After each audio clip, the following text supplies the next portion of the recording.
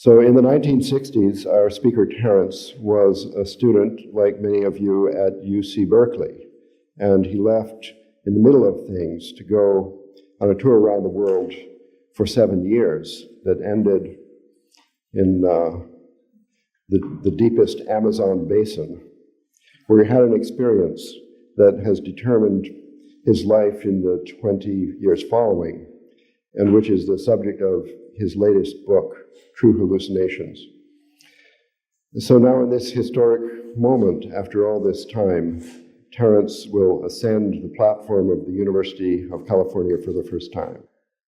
What I thought I would talk about when I was approached to do this, the pressure was to say something new, which is a heart-sinking pressure to a warhorse of the lecture circuit.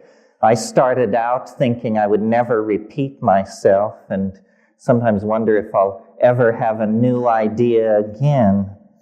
But what I wanted to talk about this evening was illusions. And I called the lecture The Taxonomy of Illusion, because I think it's interesting to attempt to classify and relate the various kinds of illusions that stand between us and that presupposed naked, radiant truth.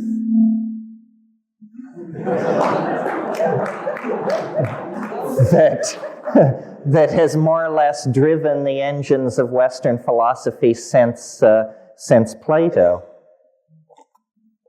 Of course, the great victory of modernity is to disabuse ourselves of such naive notions, but they die hard, I think. Ralph mentioned my latest book, and I don't intend to talk about the book particularly, but in the book I quote the only piece of poetry in the whole thing, not written by me. I now see that I seem to have lost it. Oh no, here it comes up. But it relates to this on many, many levels, this question of illusion and the relationship of the self to the real and where the world falls in that equation and the limits of knowledge and all that other good psychedelic stuff that needs to be considered.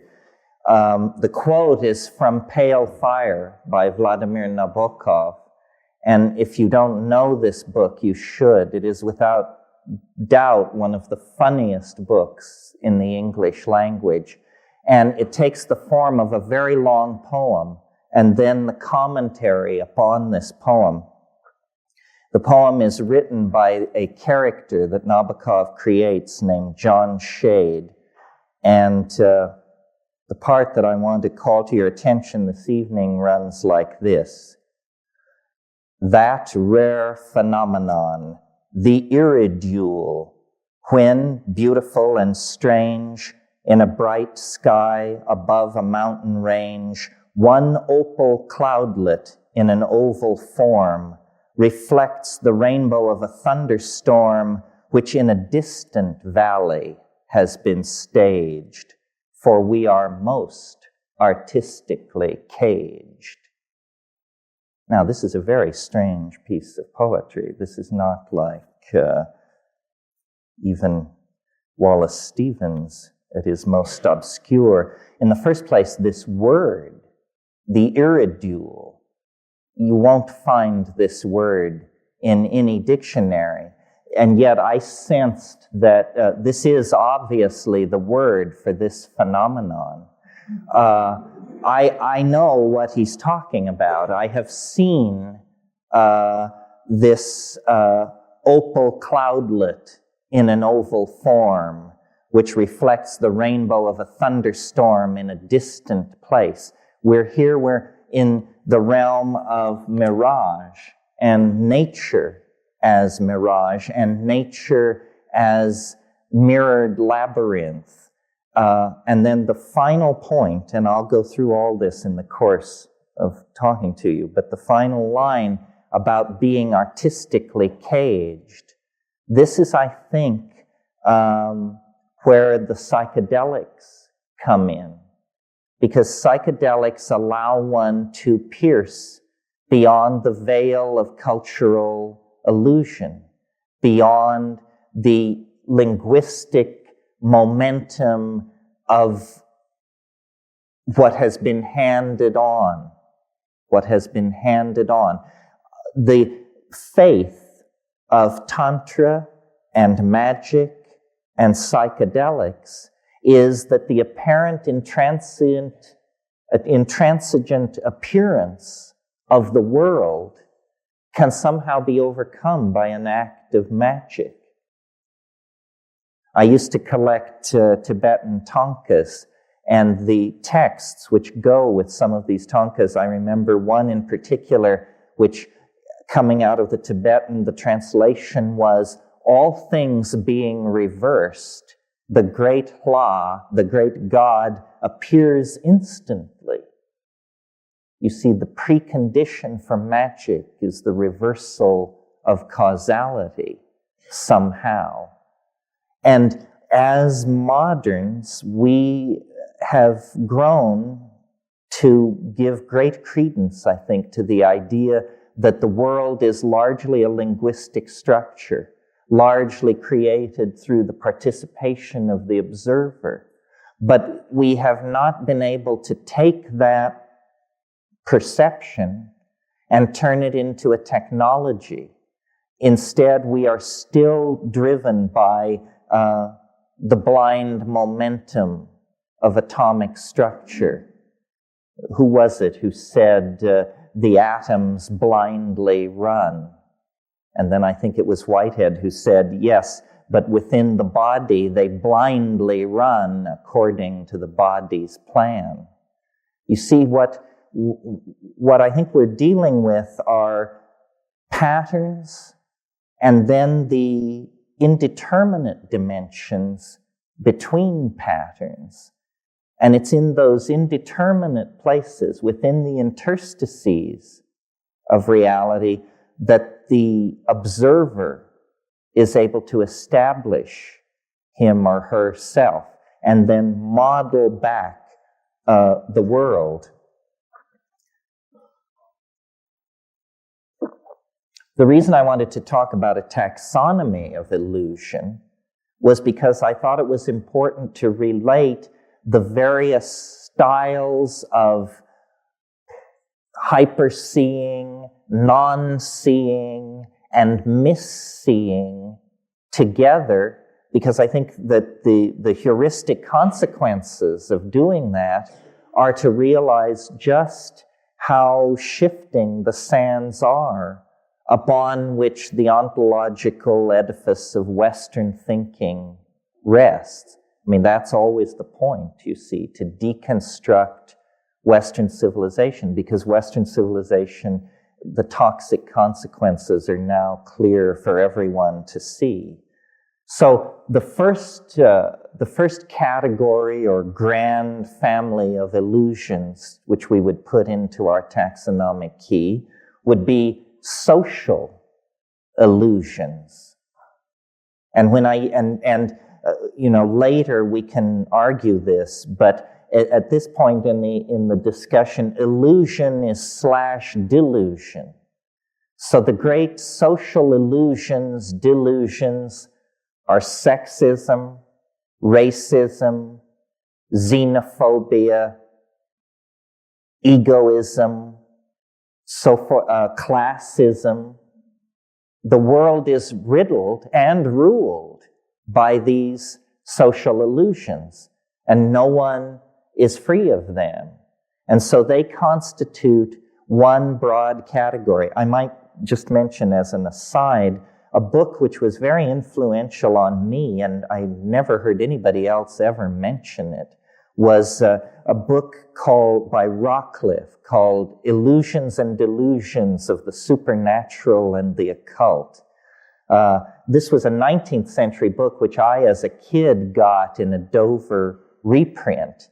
And it was in a wonderful era where the study of anomalies was still young.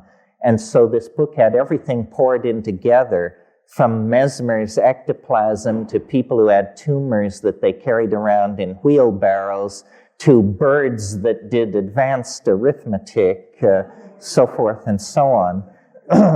And it was a very, very much from the point of view of Victorian rationalism. And it also mentioned psychedelics. It was what it really was a category of edges, and or a catalog of edges, I'm sorry. And it's only then in the subsequent 40, 35 years that Wunderkamera approach to illusion, and I assume you all know what I mean by that. I'm referring to the era before the rise of Linnaean natural science, when naturalists would simply fill cabinets with anomalous, fascinating, and strange objects. So the tarantulas might be mixed in with the chambered nautiluses, which might be stirred into the Zuni fetishes, which might be next to the something else. Then later, these Wunderkameras, these curiosity cabinets, as you would call them in English, gave way to Linnaean taxonomy. In the same way, over the past 100 years, I think the study of illusion and anomaly has attempted to rationalize itself.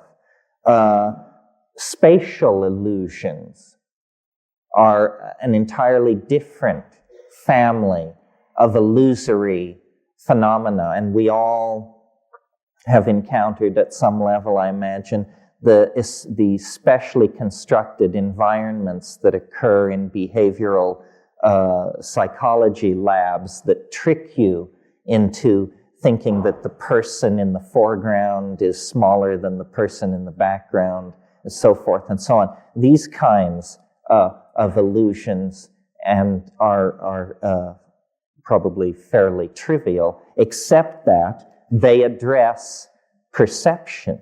And when we get to psychedelics as a source of illusion, this is more important. Another of the great family of illusions are, in thinking about them, I called them ontological illusions, illusions of states of being, which may or may not, in fact, be reflected in reality. UFOs, Bigfoot, crop circles, the entire panoply of poltergeist phenomena, and this sort of thing, ontological illusions. And these are very interesting. I mean, one could give time to this alone, because there are persistent ontological illusions in the human sensorium, such as angels, elves, demons, jinns, afrits, nixies, and sprites, that crowd. And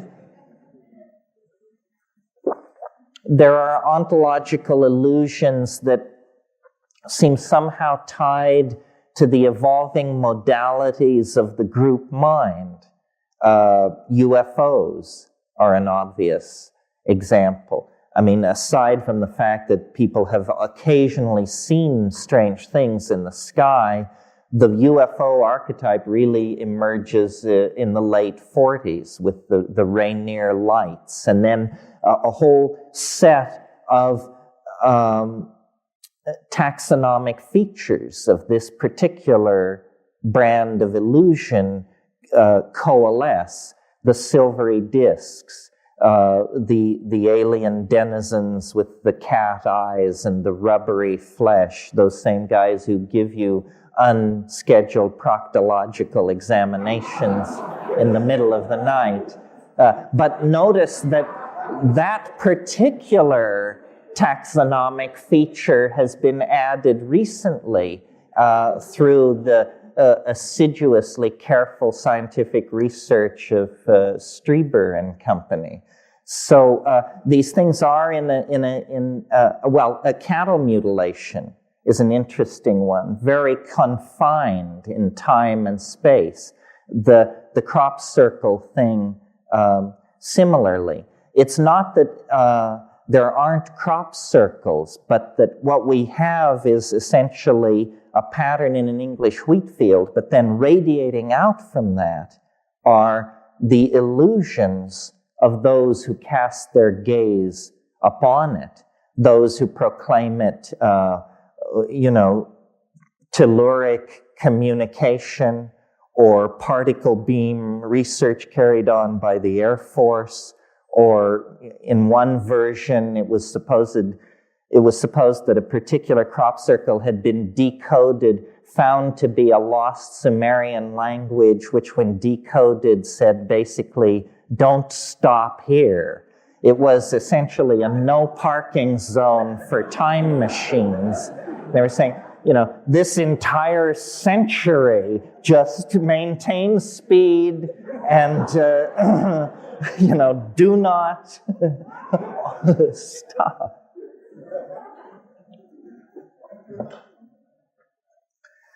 Psychedelic illusions. Again, this is a related category, but different from these ontological illusions. By illusion, I mean that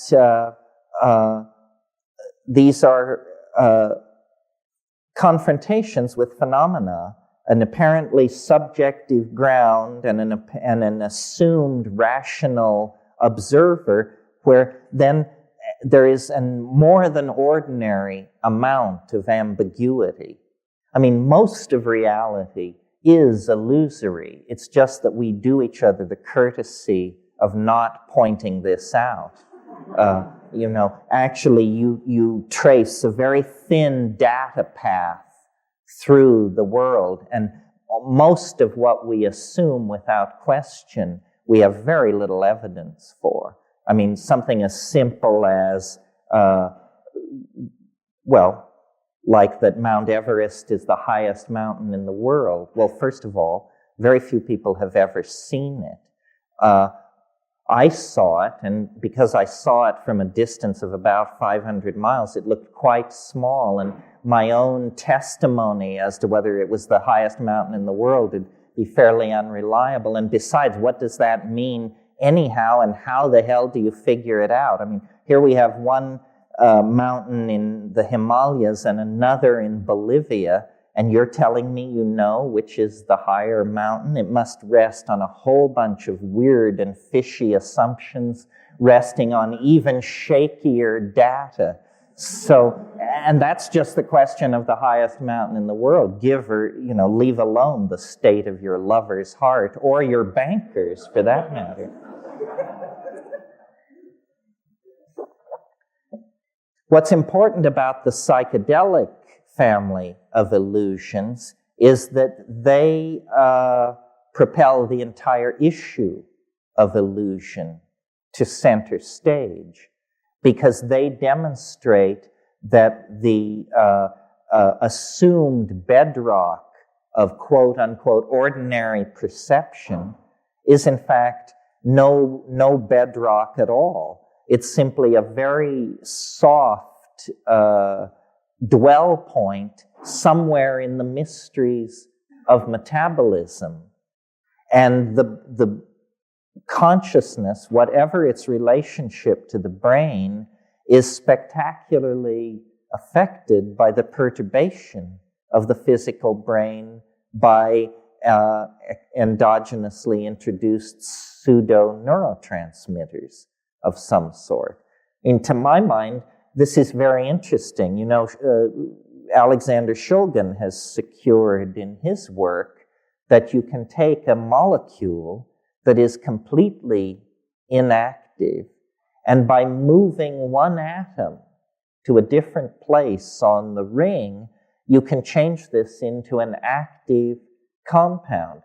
Now, it seems to me you could hardly have a neater demonstration of the quantum mechanical foundation of consciousness, because you've moved one atom and you've moved the mountains of mind 500 miles from where they were resting when last you looked.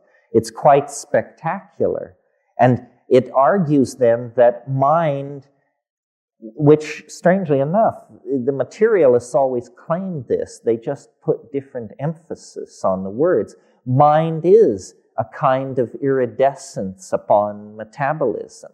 For the materialists, that was a dismissal, because to them what iridescence meant was a tertiary phenomenon, not inimical to the structure of matter, but necessarily perceived only through the intercession of an observer.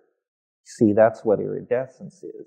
It's somehow a more fragile part of nature than the rocks, the trees, and the waters, because it's a play between light and mind. Again, a kind of illusion, a mirage. Now, in a very different category of illusion, and this is one worth considering because it's the one we tend not to place in this category, and that is the illusion of materialism. This has broken down completely. The idea that the material world was real sustained the investigation of nature from Parmenides to the early years of the 20th century. Virtually the entire history of human engagement in the abstract intellectual modeling of matter, matter was assumed to be pretty much as presented in perception, solid, enduring, having simple location, meaning, it stays where you put it, and when you look there again, it's there. That sort of thing. Now, one of the best kept dirty secrets of Western civilization is that the core science, which is physics, the science which was always the envy of all the other sciences for its mathematical formalism and its incredible predictive ability, because it's not unusual in physics to predict from theory an experimental result to the third or fourth decimal. This is spectacular congruence between theory and experiment. You don't get that in the social sciences, or even in physical, need I mention, even in physical chemistry. However, the investigation of matter has now been pushed to such extremes that matter has shed its easily recognized and familiar face and has become something much slipperier, much more dependent on the presence of the observer, much less easily located in space and time, something much more of the nature of thought than of the familiar conception of matter. This word has not reached even as far as biology yet. The biologists are still laboring under the notion of the reality of physical material. If any of you read this book that was published last year with much to do called Consciousness Explained, actually, it should have been called Consciousness Explained Away. Here was an effort to drag out all the old material paradigms and explain away consciousness. The problem is matter itself has taken on the qualities of mind. And as this realization relativizes the life sciences, I think there is going to be a new interest in the potential for psychedelics to elucidate mental functioning. Because what will become respectable, you see, is talk of the observer. This is what has invaded physics, the most rarefied and formal of all the sciences, had, in order to make sense of its enterprise, allow the observer a kind of primacy with the thing observed. As this seeps into the life sciences and psychology, hopefully the phobia of actually involving yourself in your field of study that informs all these reductionist to ratomorphic types in the schools of psychology will be overturned. Well, having flayed that dead horse sufficiently, another category of illusion that needs to be addressed, I think, is how would one call it? Well, basically, philosophical illusion or philosophical/religious illusion. This is the idea that by a direct appeal to intuition, we can somehow gain a foothold on truth. I think this is as specious as the notion that we can gain a foothold on truth through reason or experiment.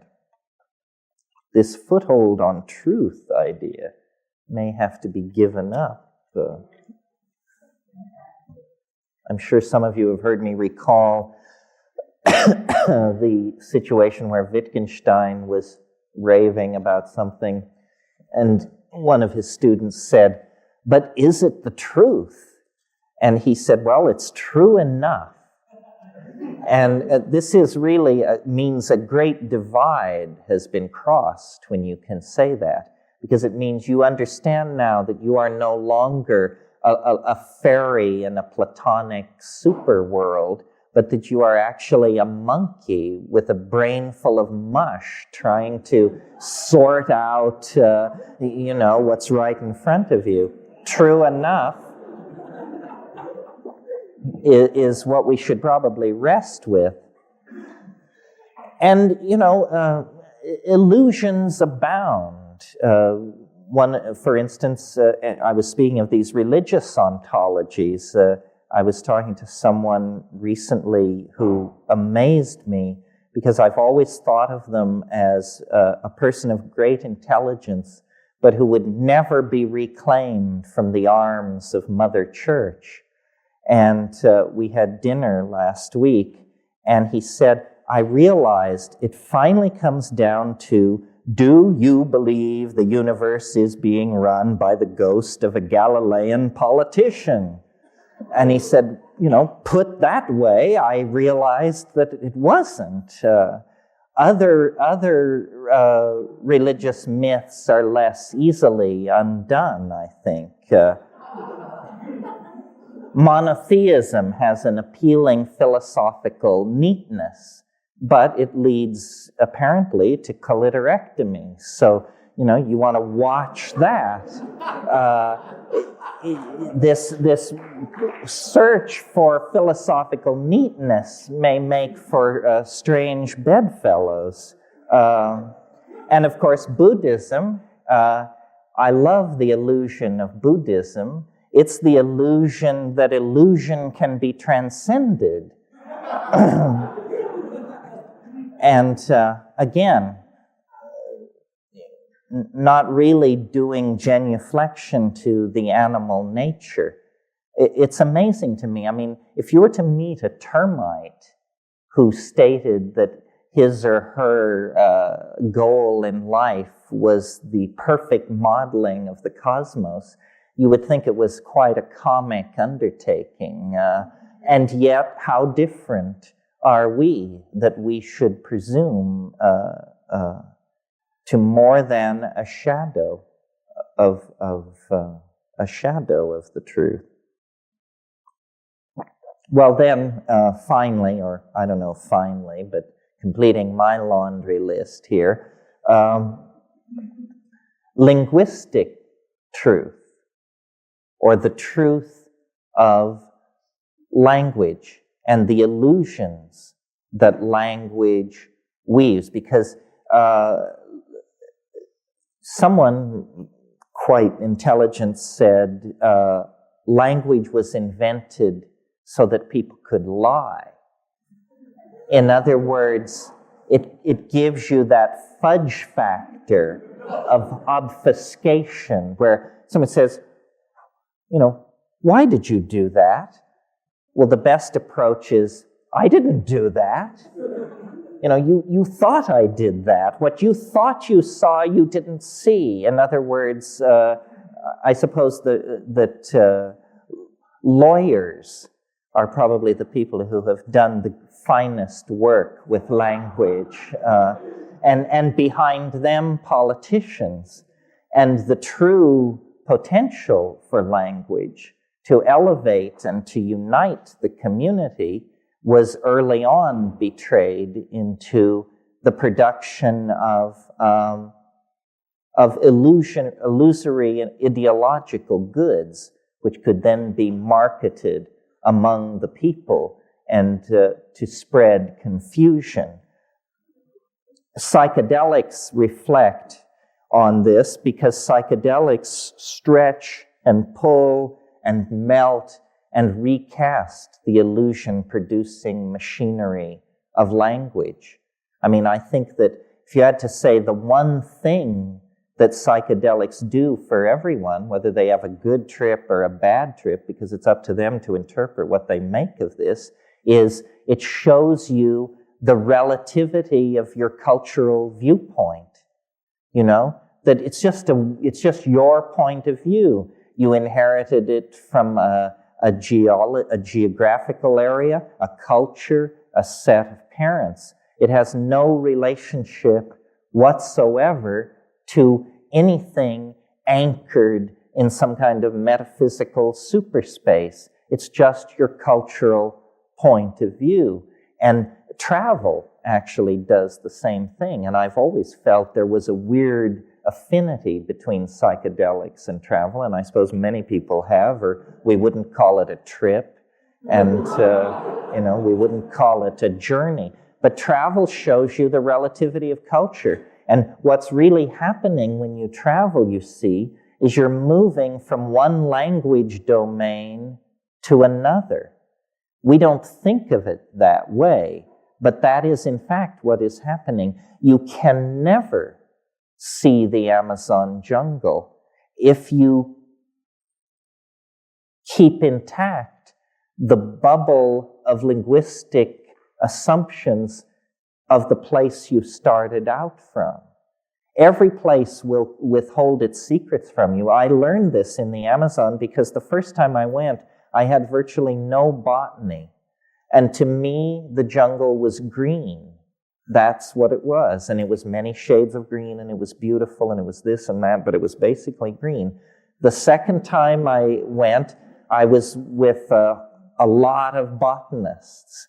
And within days, you learn the families. That's how they do it. With the same taxonomy I'm here applying to illusion was really developed to describe plants and animals. So you learn the families, the plants with square stems, the plants with the opposed leaves, the plants with the particular flower structure. Once you know families, then you have a linguistic wedge in.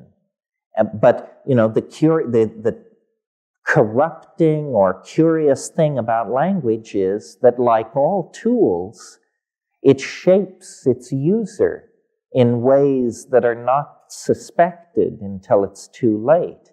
So, for instance, the way in which Western civilization is totally obsessed with the subject-object relationship, and it's the basis of our science, our polity, our relations to commerce, the concept of product. All of these things come out of the subject-object relationship, which is an aspect of language. So I point all this out because in talking about my new book, somebody said that I had gone too far. And I was amused because it implied, from what? It's not like there is a King's X where graybeards in white coats tend the sacred vestal fires of reality. There is no reality. There are only people who know this and people who don't know this and are therefore being manipulated by the people who do know it. This is true, or true enough.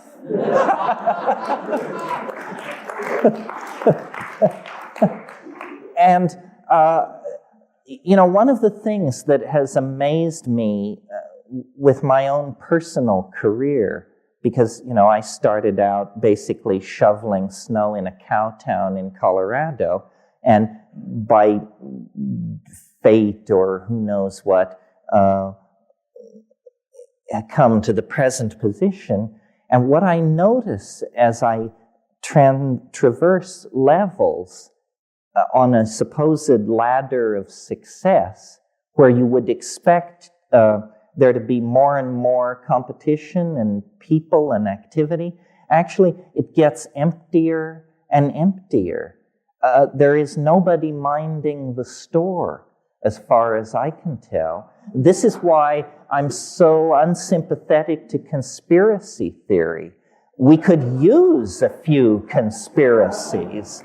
Nobody is minding the store. Everybody is getting rich, personally rich. And so they don't have time for, to advance the Aryan race or the Council of Zion or any of this fantasy and illusion that haunts the world of conspiracy theory.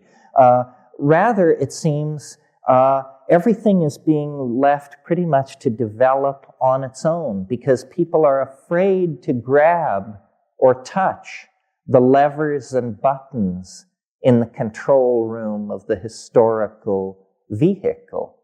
And what that means then is that people who can cut through these many, many illusions, the illusion of materialism, the illusion of business as usual, the illusion of benevolent institutions carefully guiding us toward reasonable destinies. If you cut through all that, if you disabuse yourself of all that, you will empower yourself to eventually be able to stand up in delicate social and political situations and just say, bullshit. That's bullshit.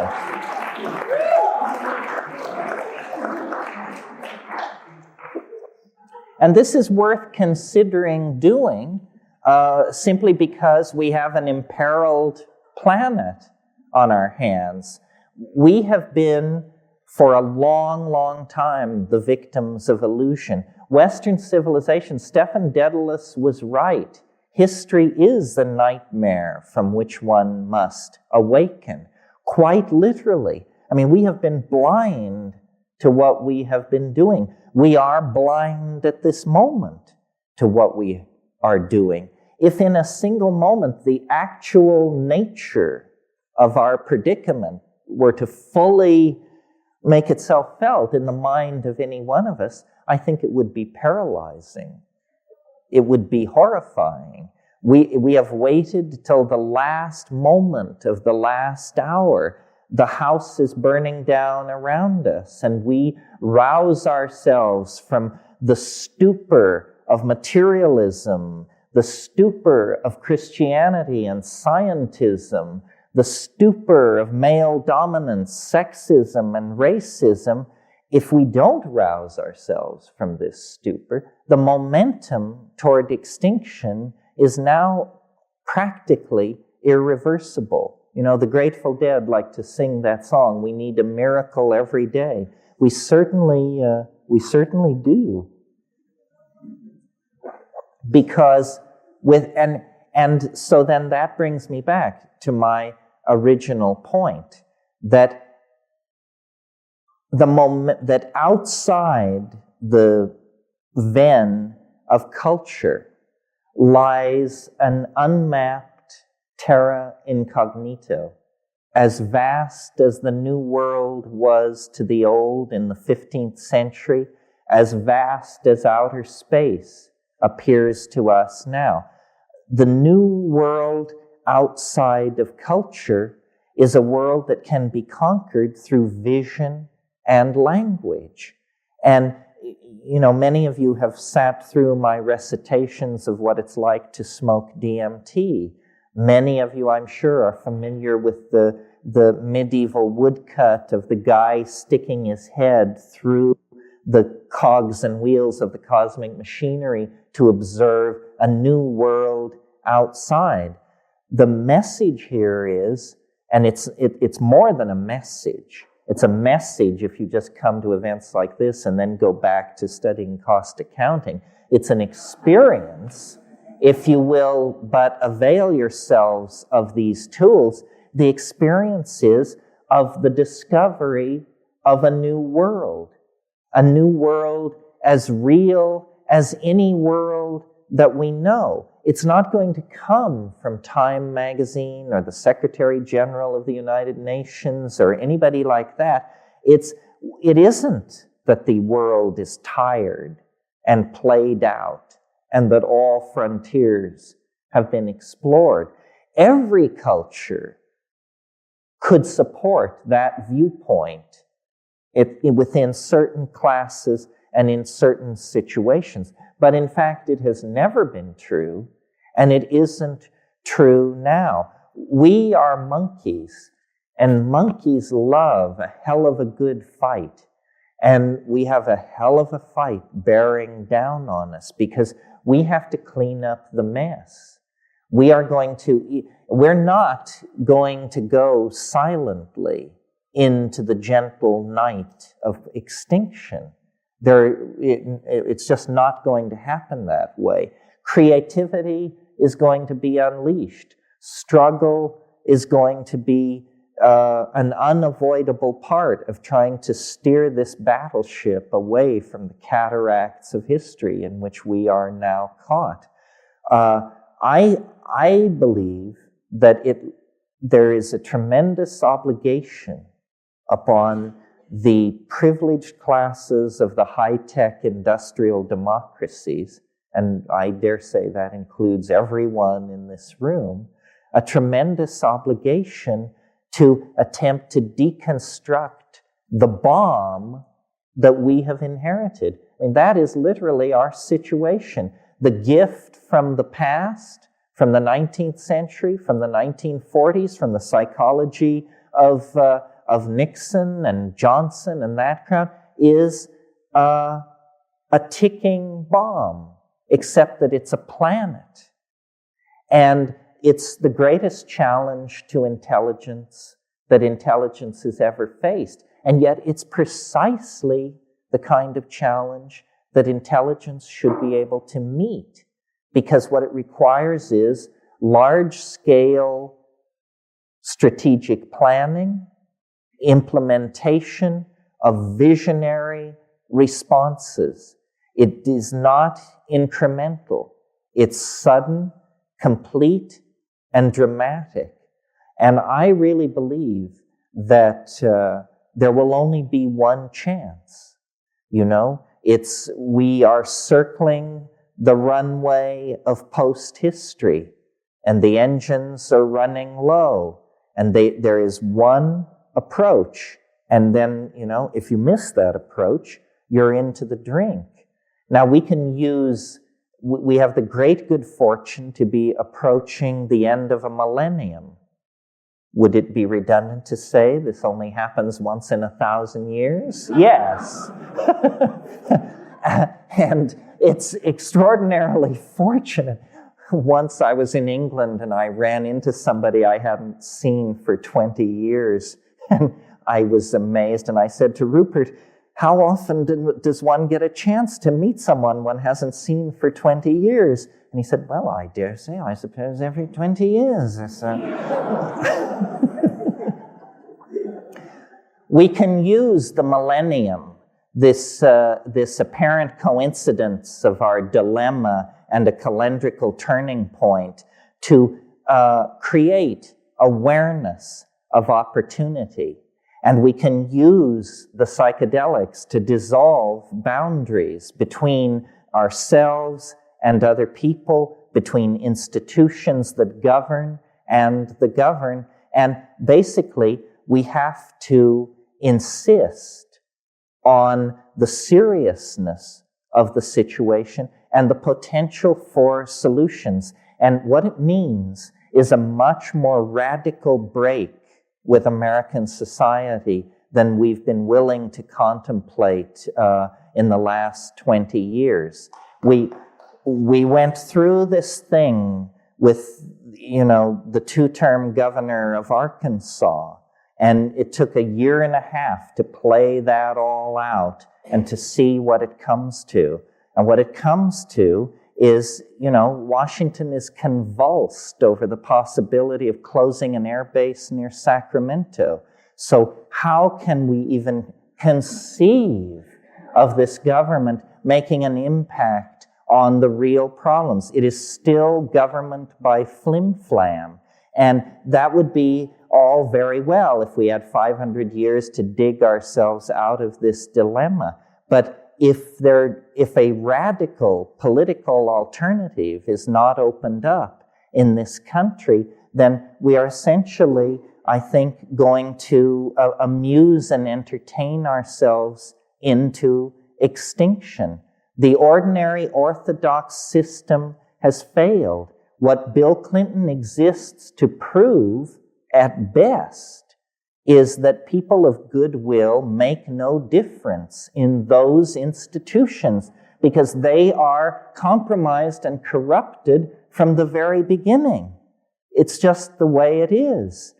Those institutions are set up for business as usual. Business as usual at this point is a death sentence on the human race. What has to be done is a tribalizing of culture, an ecstaticizing of culture, a dissolving of hierarchy.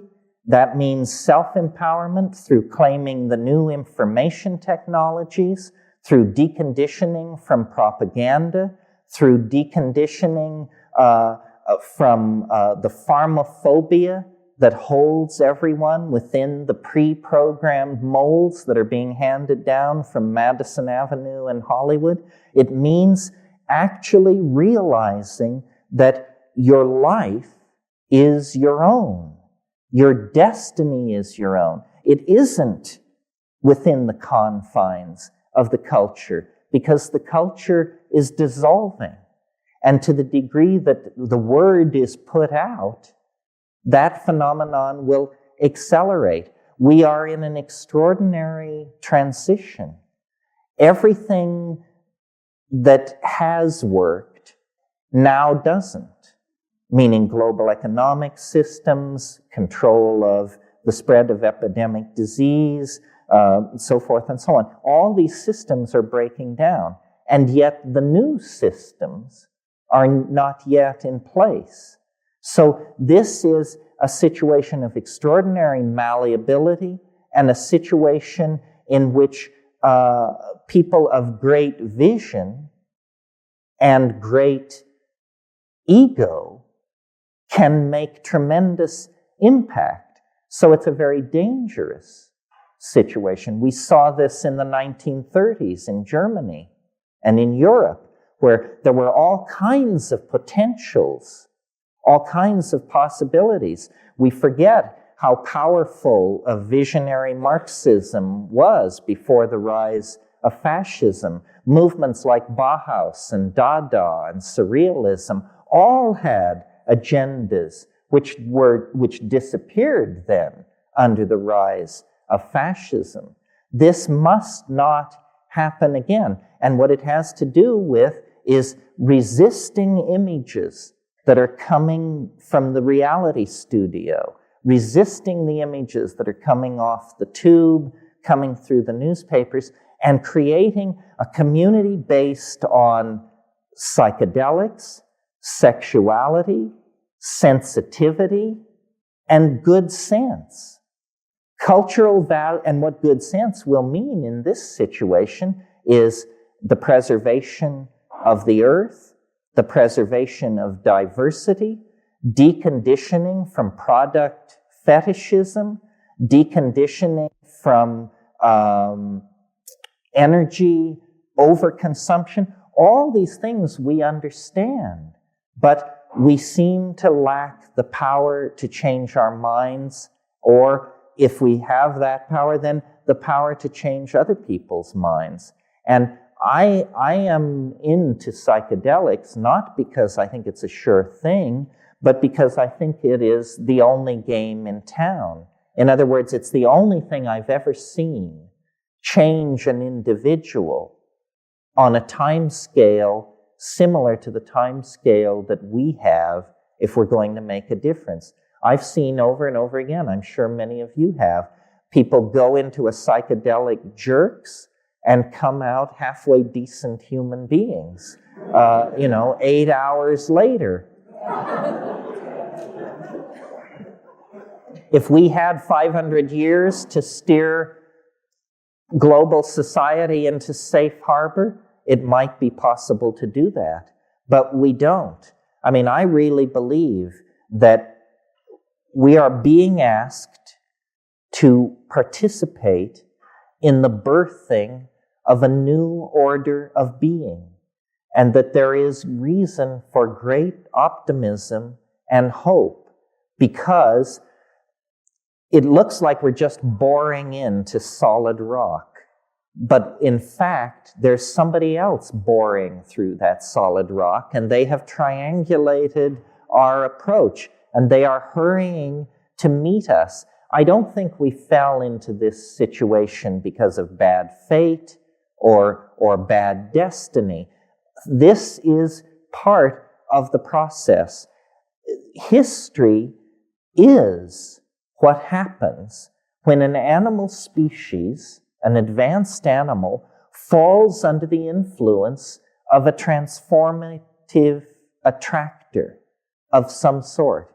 History is only about 25,000 years in duration. The interesting part in the last 5,000 years, what has happened is that something confounding has entered the local situation, or was always dormant there but has stirred to wakefulness. And it is not God, not the God that in Milton's wonderful phrase hung the lamps like stars in heaven. It isn't that God. Maybe it's the God of biology, but whatever it is to us as we are to the termite. And what it is doing is it is casting an enormous transcendental shadow back through time over the epigenetic landscape of biological becoming. And in our species, for reasons mysterious to me, we mirror this thing, and it has swung our compass away from the forward flow of genetic theme and variation, and in a course orthogonal to biology, a course set on the transcendental. And it is pulling us toward it through the medium of transforming our languages, through the medium of the imagination, which is, after all, this mysterious mental domain in which we are whispered to by angels, demons, gods, ancestors, aliens, and out of that intercourse, culture, self-transforming, shedding its face every 100 years, building on novelty, is ascending toward a reaching out toward the unspeakable. This has been going on, I think, for billions of years. It has obviously and incontrovertibly been going on since the advent of consciousness in the human species. And now we're there.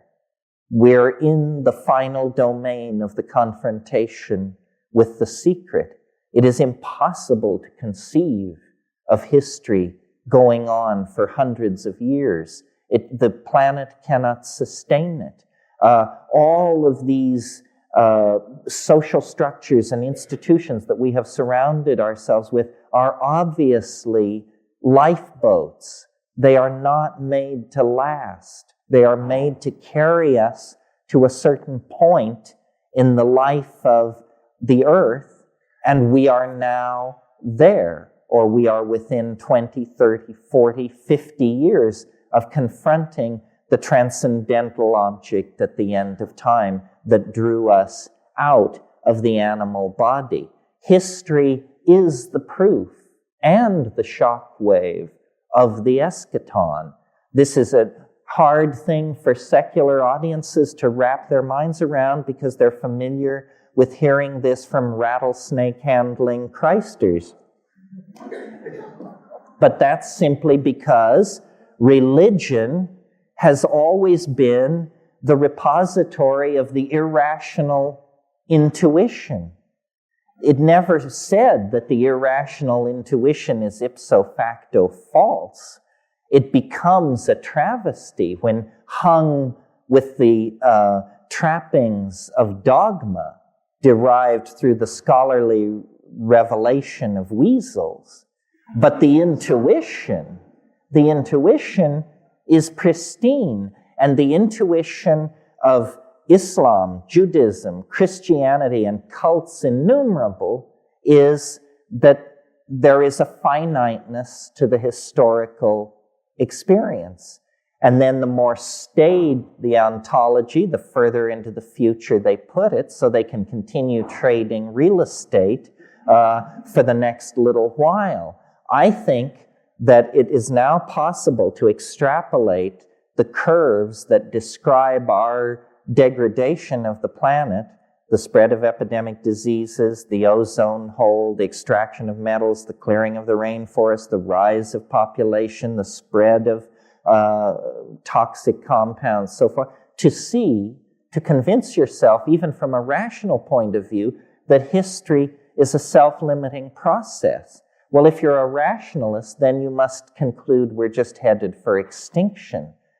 I would think then the rational response to that logical process would be to get your ass in gear and try and avert the extinction. And if you're not a rationalist, then the conclusion you draw from all that is that we are within striking distance of merging with the mysterious hyperspatial source of our intelligence, and that somehow this is a planetary birthing, something as scripted as the breakup of Pangaea or the movement of glaciers south from the pole. It's just part of the process. Culture exists to transform mind out of the domain of matter. We are rising toward the rarefaction of ourselves into the transcendental plasmate body of alchemical and Buddhist preoccupation. This is what is calling us out of matter. It's what called the monkeys out of animal organization. It's what calls technology out of the restless hands of the hominids. And it is what is calling all of us toward a kind of fusion with the community, with the psychedelic totality of the species, and with the larger Gaian totality of the planet. This is what it all went for. This is the promise and the redemption of history. Without this redemption, then history becomes the abortion that materialists fear it is. This is why the legitimate path to the transcendental, the linking of the individual with the transcendental through psychedelics, now becomes the most important political work that can be done in the light of the rising awareness of the end of history. Thank you very much.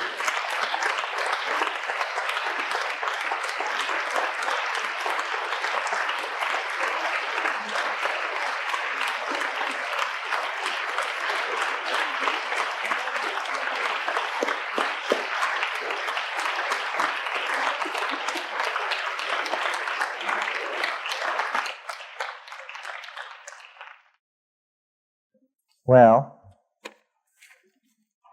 all of you who stayed, the intrepid core, I'll just go through these. I've not had any chance to look at them, and handwriting is also degraded here at the end of the world, so it's a little hard to sort out some of this. What role does an individual psychedelic experience play in the massive changes that you're anticipating? It would seem to me, my model for the psychedelic experience, there have been a number of them. The idea that it mimics madness, that was one idea. That it takes you into the Jungian unconscious, that was one notion. That it somehow illuminates the concepts of Indian yoga or after-death models, such as the Tibetan Book of the Dead. All of these have been tried. My assumption has been a mathematical one, that what psychedelics are about is that mind, under the pressure of evolutionary constraints, turns itself into a threat detection device. And that's how we use it in three-dimensional space, to anticipate threat and to meet it. But that is, as it were, a lower order application of mind, and that in silent darkness, what happens on psychedelics is that the mind unfolds literally into a kind of superspace or a higher dimension in the mathematical sense, because I take seriously the claims made in all times and places for millennia that shamans can locate lost objects, predict weather, see where the game has gone, and predict the outcome of disease situations. In all cases, what is involved is a higher dimensional relationship to the manifold of history. So I think that, you all understand that a locked box, if we had a padlocked box here on stage, a locked box is not locked in hyperspace. It has a dimension in hyperspace from which the contents of the locked box are easily removed, taken out, and put back. In our world, this looks like magic. Shamanism is like this. And so, to answer the question, what role does an individual psychedelic experience play in the massive changes anticipated? The role is that the individual gets in on the joke. At this stage in history, to be a shaman is to have seen the end. And if you've seen the end, it's like, taking Anna Karenina and reading the last 5 pages. And then as you make your way through this bewildering morass of material, you do have the faith that it's all going to end up as you discerned. So that's the political act. You see, terror of the future is one of the weapons by which the rationalists are holding everybody in line. Terror of the future can be put out to pasture through psychedelic shamanism. Okay. It seems mushrooms for the masses is not really what you advocate.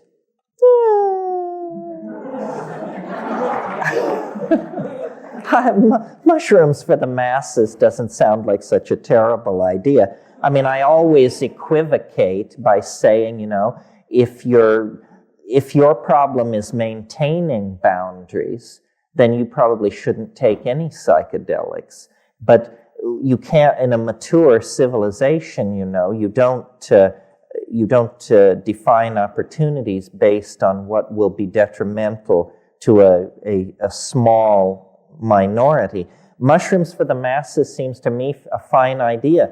I just don't see how it can ever come about, because I believe that the society-shaping effects of these things are so powerful that they will never be tolerated.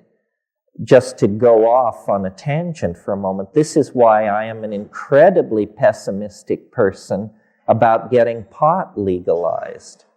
Because as far as I can tell, the argument now in favor of legalizing cannabis is that it ain't no big deal, so why not legalize it? The problem is it is a big deal. You just have to bake it into some banana bread and you'll find out what a deal it is. So, and if you read the 19th century accounts like Fitzhugh Ludlow, the hashish eater, people like that, it's perfectly clear that it can reach LSD levels of intensity if you eat it. And the question, if pot were judged on its social impact, or its lack of addiction, its lack of detriment to health, it would have been legal a long time ago. But it subtly erodes commitment to dominator values in ways that are absolutely intolerable to dominator institutions.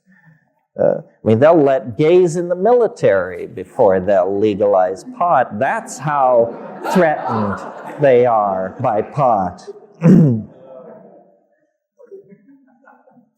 Well, let's see here. Recently, you appeared on talk radio with LA Police Chief Daryl Gates.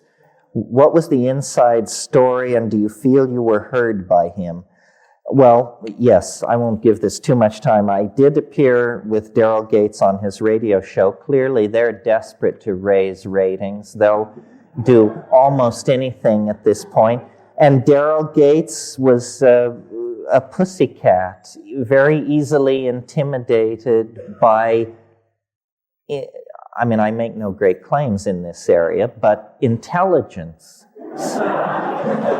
He completely folded in the presence of, academic calm, big words, citation, that sort of thing.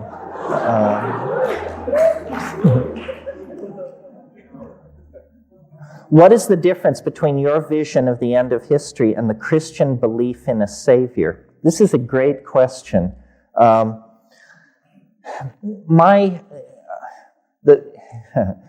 it's complicated. The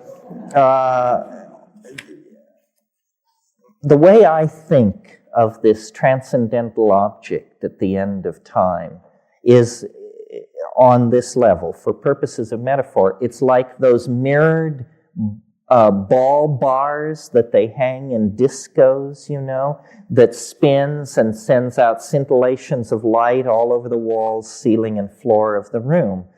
The transcendental object at the end of time, and I like that image because alchemists used to talk about what they called the scintilla, which is simply Latin for spark. So the transcendental object at the end of time sends off scintillas, sparks which are like reflections of its essence, but necessarily distorted.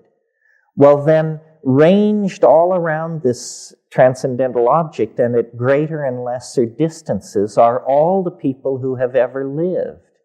And if you are a Buddha, a Christ, a Mohammed, a guru, somebody or other, and you are, what that means is that you have been struck by a scintilla of reflection from the transcendental object. And so you, as it were, have assimilated its essence into your being, and now you must act it out. And I would bet you that if you could step into the mind of a Christ on the road to Calvary or a Buddha preaching at Sarnath, what you would discover going on in the personal part of the mind is the question, why me?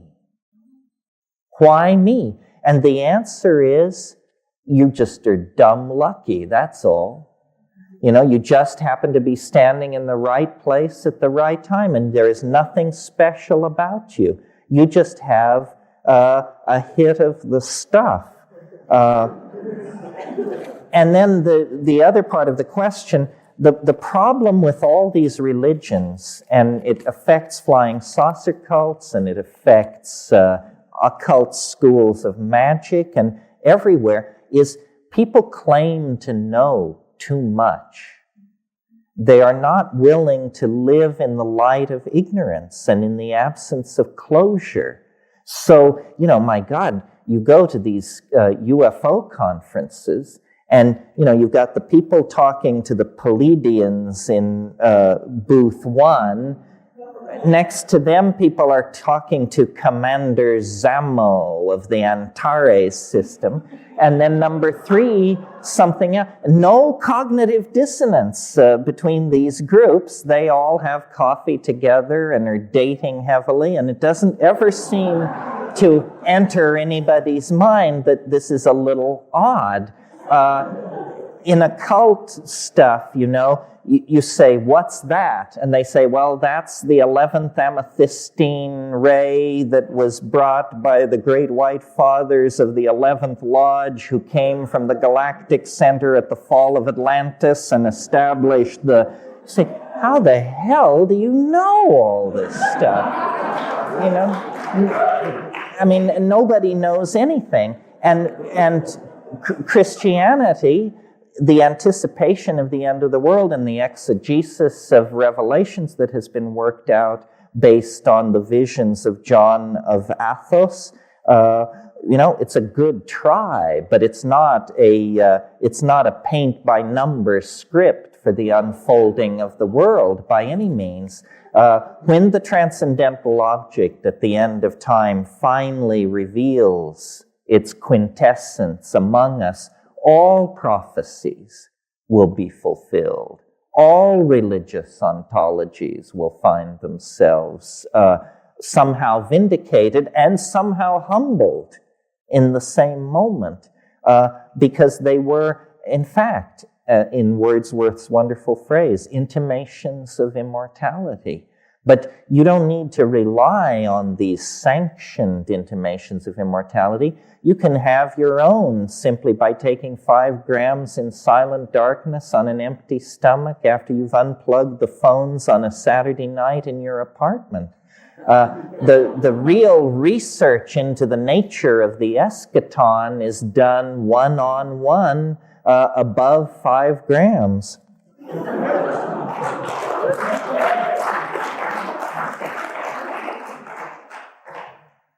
Well, let's see here.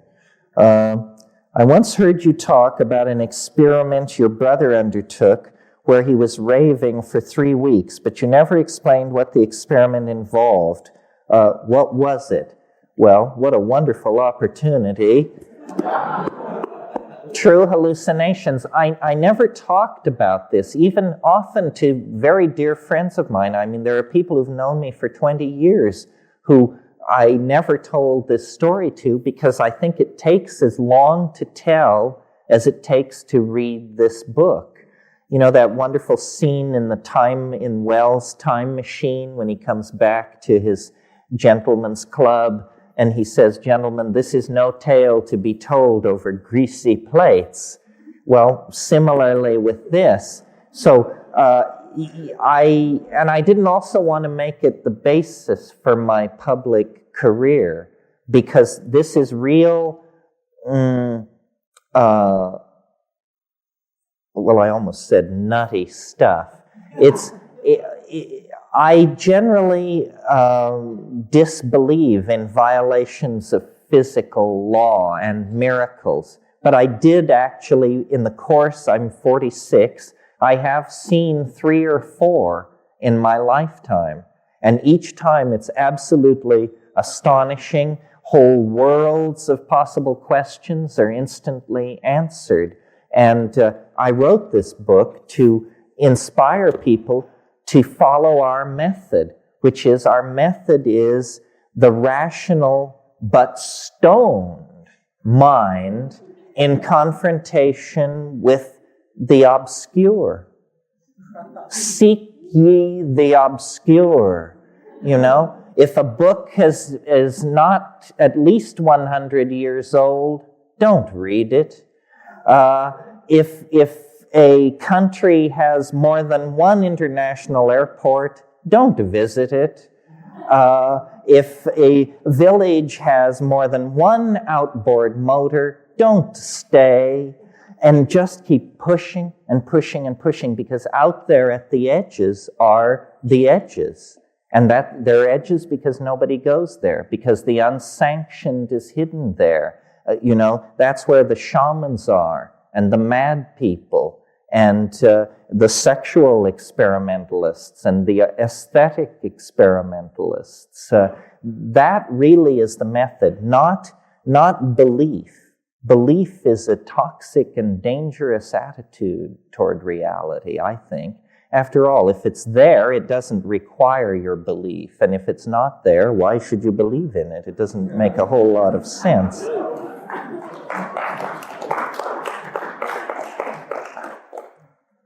By eliminating money and the separateness that it causes, could the world be saved by sharing the resources and the work and eliminating all the unnecessary waste of energy and needless competition and consumption?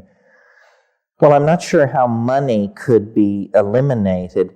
See, I'm a funny person. I vacillate between, I have a very strong impulse toward political action and save the world and round up the miscreants and set things right. That's part of my thing.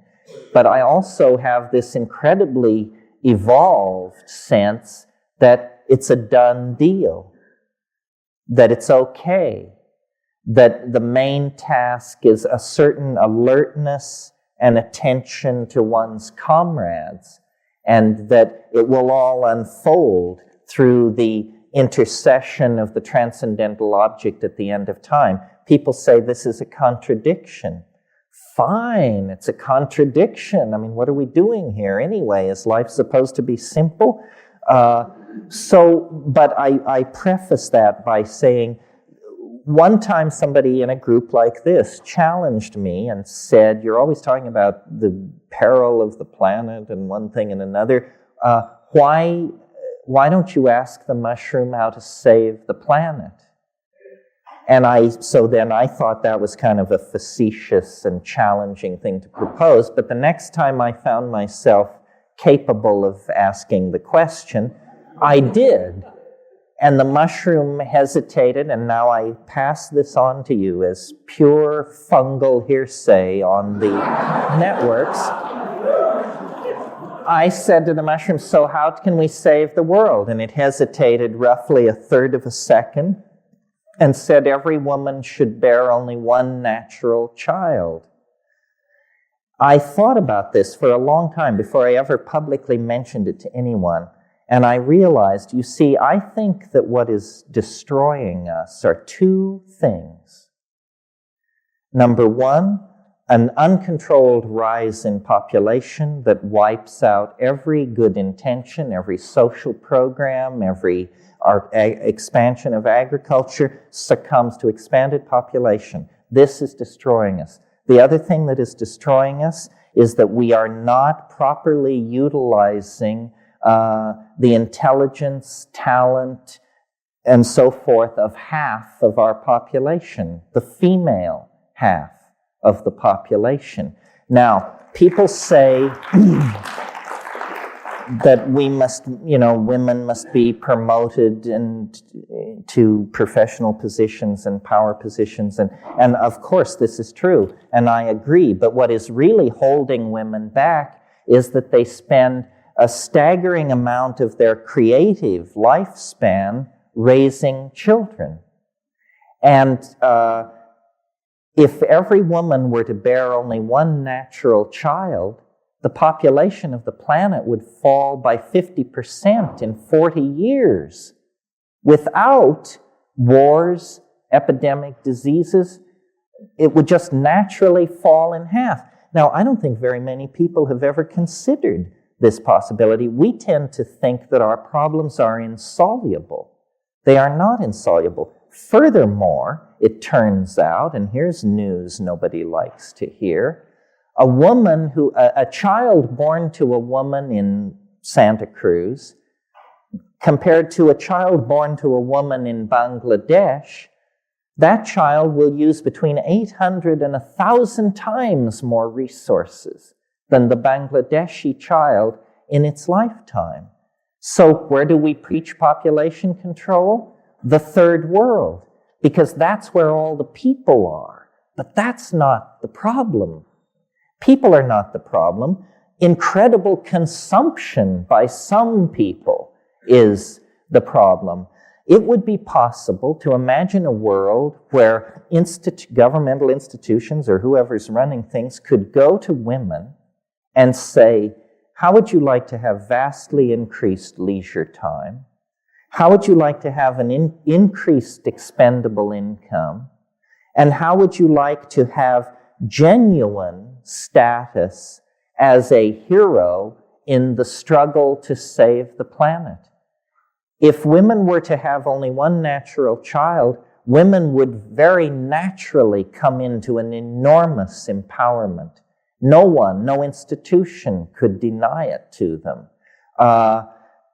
And interestingly enough, this is not a plan where men, who have always been the planners and the managers of plans, play much of a role at all. Well, I just pass that off in case you don't want to put your trust in the transcendental object at the end of the world. Then the most politically conscious thing, apparently from the mushrooms' point of view, that you could do is encourage those kinds of policies and that kind of attitude. Are there unnatural children? Oh dear, still carrying a grudge? Leave it. Leave it to Saddam.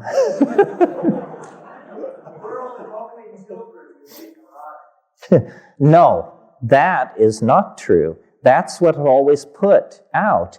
The fact of the matter is, in 1800, the average American woman gave birth 13 times in the course of her lifetime. The two-child family is a genuflection to the Industrial Revolution. No traditional culture on this planet ever advocated the two-child family. It's a convenience that allows factories to run and jobs to be filled. And in fact, as the father of two children, I would argue that the two-child family, what happens is the children mirror the tension between the parents in a way that happens in no other configuration of parent-child relationship. So I would actually argue that the so-called family values that these right-wingers are constantly dinging us to preserve are in fact values created to support the agenda of the Industrial Revolution, which means global capitalism. And they have nothing to do with archaic values, which are enormous families, not nuclear families, but extended families living communally. That's the traditional model, and if you're not ready to go back to that, then one woman, one child is as good as anything else, in my humble opinion. Let's see here. You mentioned earlier this evening that psychedelics played a role in human evolution. How so? Thank you for not groaning, those of you who have heard me explain this 18 times. Because it may be my only crack at getting into the history books, it seems to me clear, well, it seems to everybody who looks at the question clear, that the theory of evolution is handed a tremendous dilemma when it comes to human evolution. A planet of groundhogs, hummingbirds, and slime molds poses no problem to Darwinian evolution as modified by molecular genetics. We pose a problem, specifically our brain, and its doubling in size in less than 2 million years is very difficult for the theory of evolution to explain. And it's a particular embarrassment because that's the organ which generated the theory of evolution. So it's like a real rip in the sail of the galleon of evolution. I believe, and everyone believes, that there must have been extraordinary selective pressures of a unique sort upon our early ancestors to have produced the human brain in such a short amount of time. And I think that the answer, and I don't want to go into it in detail tonight, but briefly, here's what it is. And it explains a lot about our sexuality and our politics and so forth. All primates, clear back to squirrel monkeys and like that, have what are called dominance hierarchies. We all know what this means. It means that the hard-muscled, long-fanged young males run roughshod over everybody else. The women, the children, homosexuals, the old, everybody gets their marching orders from the dominant males. This is true throughout the primates, and it is true of us as we sit here this evening. That's what's screwing up our politics and making us the situation with women and so forth and so on, and it can be argued to other social problems as well.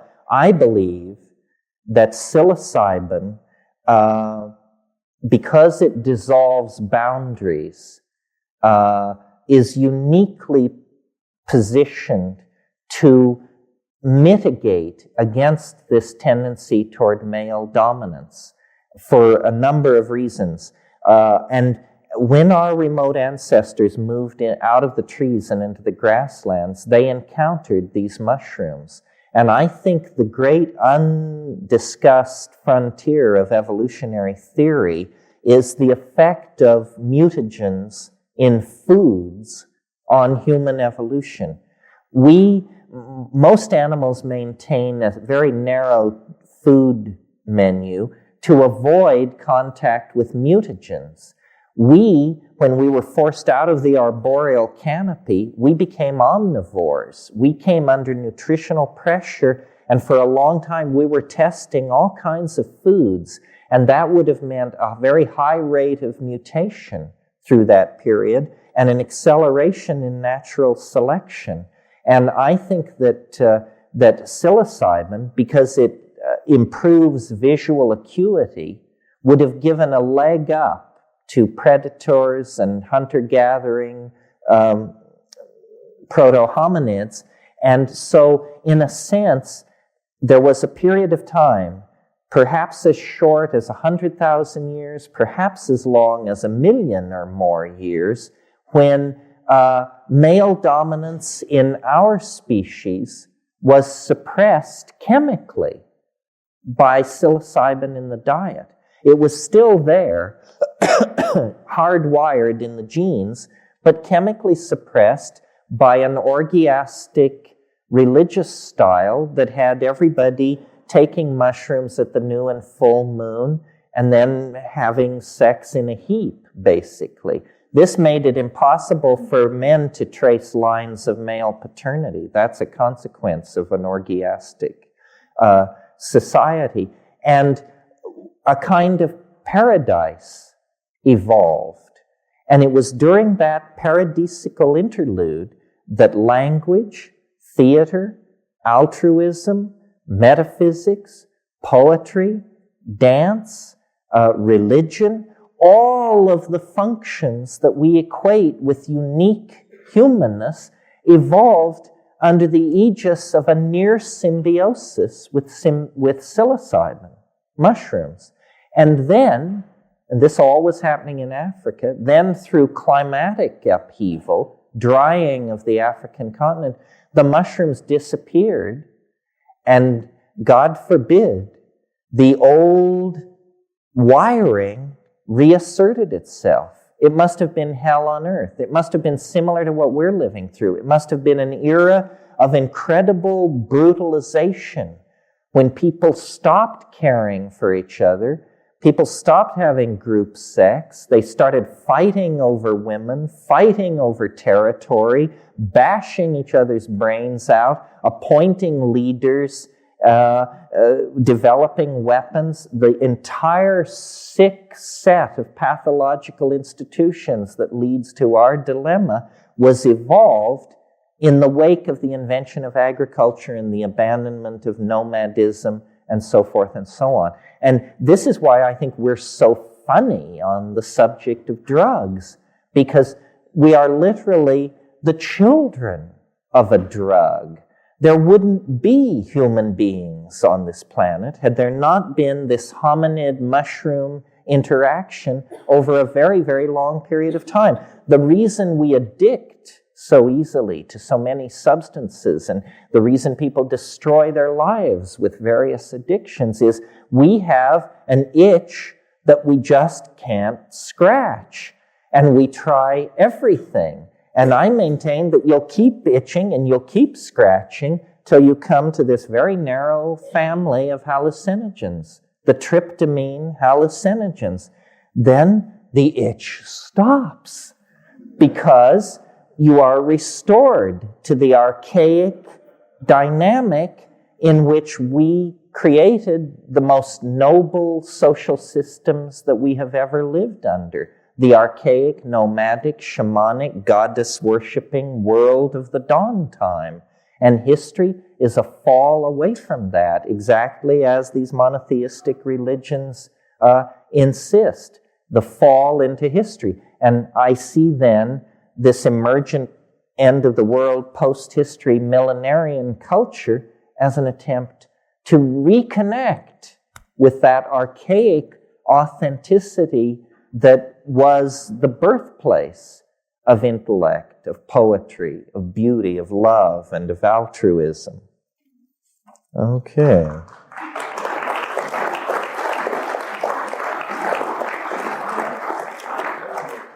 These are great questions. I wish I had more time.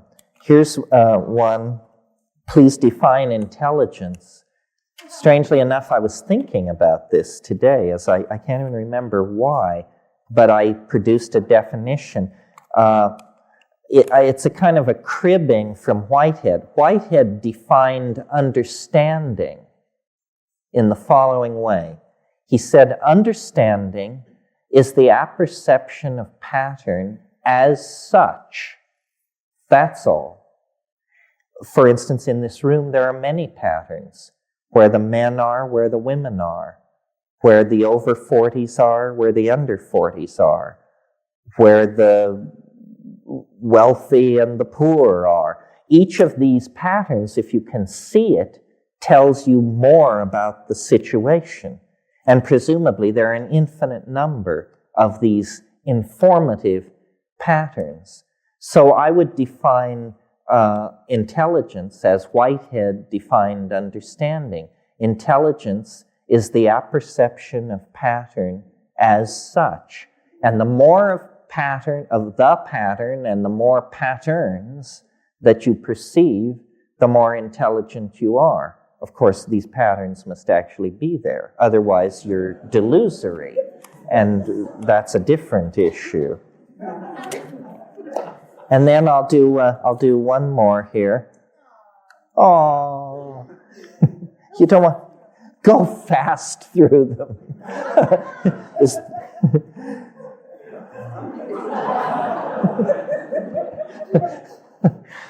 What do you think about meditation as a path to other levels of consciousness and understanding so-called reality as illusion?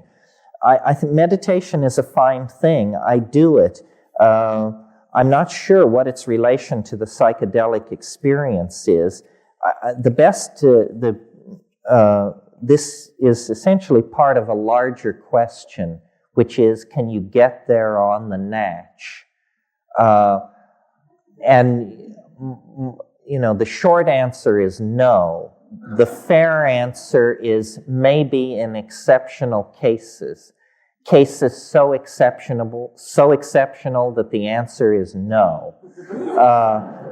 The perils, I submit to you, are much greater. because what is so wonderful about the psychedelics is how democratic they are. You know, you don't have to have enslaved yourself into some beady-eyed weasel and his set of precepts, dietary strictures, and mantric formulas. It doesn't work like that. It isn't handed down through a human lineage. I asked the mushroom about this. I said, what's the deal with these other paths to enlightenment? And you got to understand, this is the mushroom speaking, but it said, for one human being to seek enlightenment from another is like one grain of sand to seek enlightenment from another. It is preposterous. And I like that because I've never met anybody whose intelligence seemed so intimidating that they deserved to be followed. And I dare say you probably haven't either, if you've been paying attention. I mean, how many philandering zennies have to parade before us? How many Kagyups with a Budweiser welded to their good right hand do we have to encounter before you get the message? These guys are just slime balls at worst and lost souls at best. And you're smarter than they are by an order of magnitude anyway, so why waste your time? Now, if you want to follow, if you just can't tear yourself away from the concept of following, then, how about Plato, Heraclitus, Parmenides, Plotinus, Proclus? Dead guys, they're much safer. They're not going to try and climb into your wallet or some delicate portion of your anatomy. Plus, they've been use-tested in the historical arena and have been found to be generally at least harmless at worst, and in some cases actually to be recommended. So I would say, the whole message of psychedelics is self-empowerment. Trust yourself. Seize the tiller of your destiny. It is your life. It is your body. It is your mind. And it's your world to remake as you choose to reshape it. History has failed. The past is no guide. The immediate generations preceding us have dealt themselves into bankruptcy. Their object fetishism, their ideological excesses, their tendency to resort to brutality in the solution of every problem has essentially ruled them out of play. They are no longer operable. And psychedelics, because they do, in fact, enhance, accelerate, and promote consciousness, must, it's not a debate, must loom large in the future history of our species. Because if consciousness is not a major part of the human future, it is not a human future. Thank you very much.